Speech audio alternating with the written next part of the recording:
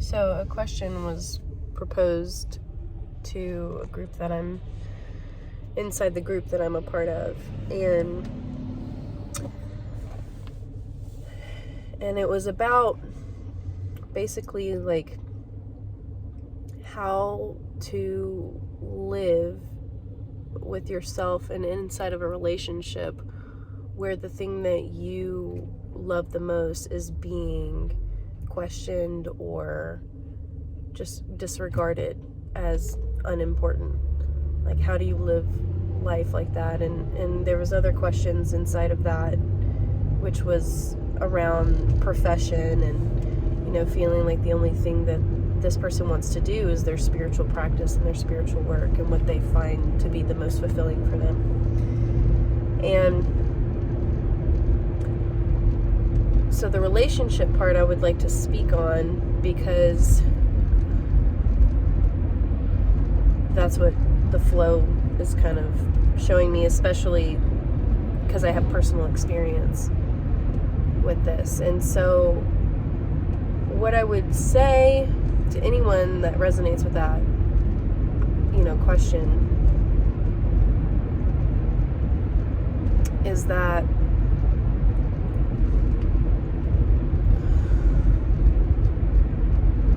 you have to ask yourself, why is it that you wrote into your divine plan or into your life, whatever you want to call it, that you would couple yourself with someone that would have this reaction to you living the way that you want to live. And why are you still, like, what are you here, why did you do that? What are you here to learn from that? And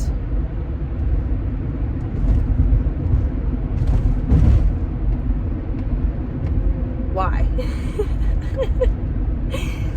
So why did you? What are the lessons there?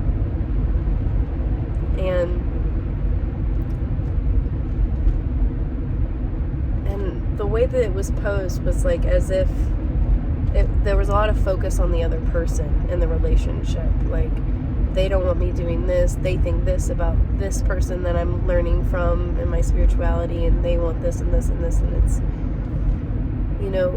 and that kind of dynamic, what I see is like, perhaps you wrote into your divine plan to have a relationship with someone so that you could individuate and stand on your own 2 feet, instead of being in this, putting yourself in this dynamic where someone is controlling, or there's this dynamic of these separate selves of like being controlled or controlling, victimizer, victim.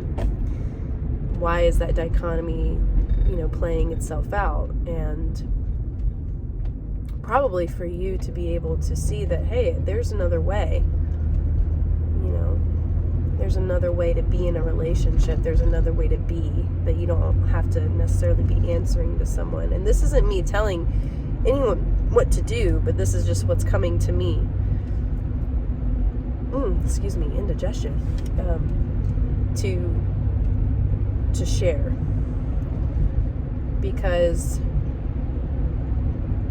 sometimes when we go through life, we stumble through our way to figure out all the ways in which we don't want to live, so that we can get really, really clear and make really conscious decisions of what we do want. A lot of us have made decisions in the past based off of everything that we don't want. And so it may be that you get to decide what you do want, and it's not necessarily deciding with the outer mind what do you want, but it's an inner sense, like an inner vibration of like, okay, I don't want a relationship where there's so much stress or tension. And it's not you putting that on the other person, but you're you're claiming responsibility of like, okay, I have co-created a dynamic where this is my reality. And I don't want to live with this tension anymore. So I change myself and I focus on myself. It's not about what the other person does, but there is a level of boundaries that have to be put in place. So it's like, okay, this is what's important to me. This is what I'm going to be doing with myself in my life. Can you live with that or not? And if not, then making those those next steps. Again, I'm not here to tell you what to do, but it's kind of like once you like create your boundaries, life responds to that. And if you're not clear in your boundaries, life will continue to give you like poke holes at all the holes that you still have left. And so until you like seal those holes, and you don't seal them with your outer mind, you can't spiritually bypass your way to the next level in consciousness. It's a systematic internal shift. You can call bluff all you want and just say, I'm going to do this and I'm going to do that, but your energy body is saying something else. Your emotion, everything is saying the contrary to that. So you have to shift inside. Like, you've got to come to a point where it's just like, okay, I'm changing. Okay, so how do I need to change? And you go through that journey on your own with the help of your team and spirit. So, is there anything else that's coming to me to share? I can say for myself, again, because I've had experience, you know, once you're honest with yourself of like of who you are, what you want, what isn't working for you, and you acknowledge these things and you continue to feed yourself, like you start to disentangle all of the energies that are keeping you off your path.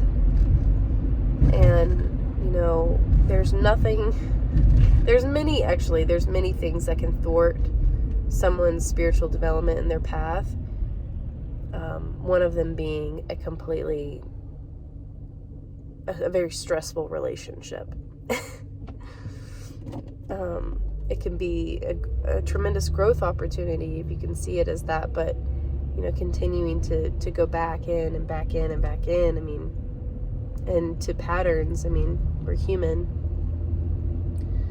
So you just have to decide. It's just like, okay, I don't want to live like this anymore. Period. Whether I stay in the relationship or not, like this, I'm not doing this anymore.